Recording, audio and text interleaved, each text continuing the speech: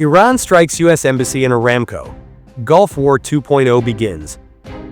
What happens when a U.S. embassy goes up in flames and one of the world's largest oil refineries is hit on the same day? Iran didn't just send a message. It may have just redrawn the battlefield of the Middle East. Tonight, we break down the military strategy, the targets, and what this means for global war. The U.S. diplomatic compound in Riyadh, capital of Saudi Arabia, reportedly came under drone attack. This is not just symbolic. An embassy represents American sovereignty abroad, militarily speaking. It pressures Washington directly. It risks triggering U.S. retaliation.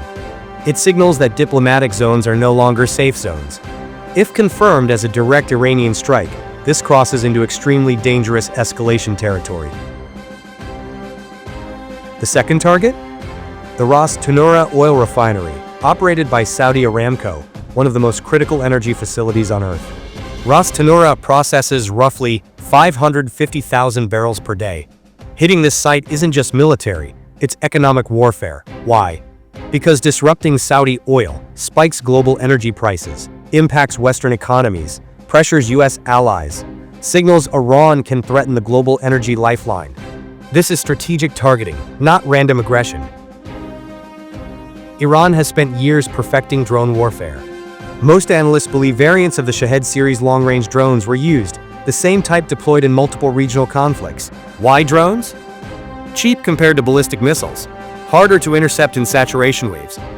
Politically flexible, plausible deniability, capable of precision strikes on infrastructure. This reflects Iran's asymmetric doctrine: avoid direct, large-scale conventional war, but strike where it hurts economically and symbolically.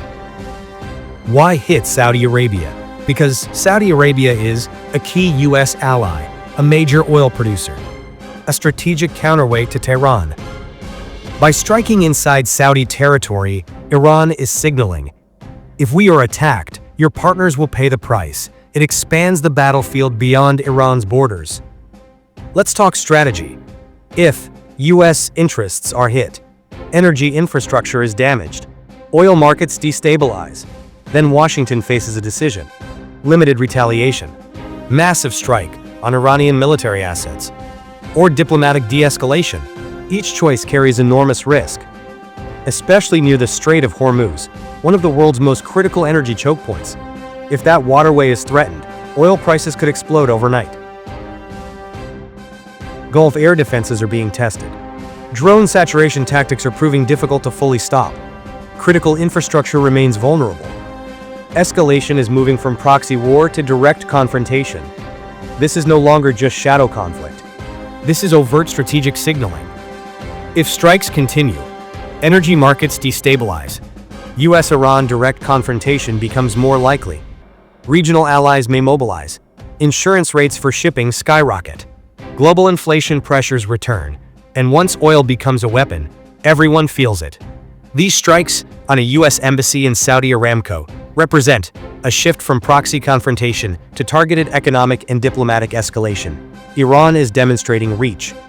The United States and Saudi Arabia must now decide how far they're willing to respond, because in the Gulf, retaliation rarely stops at one exchange.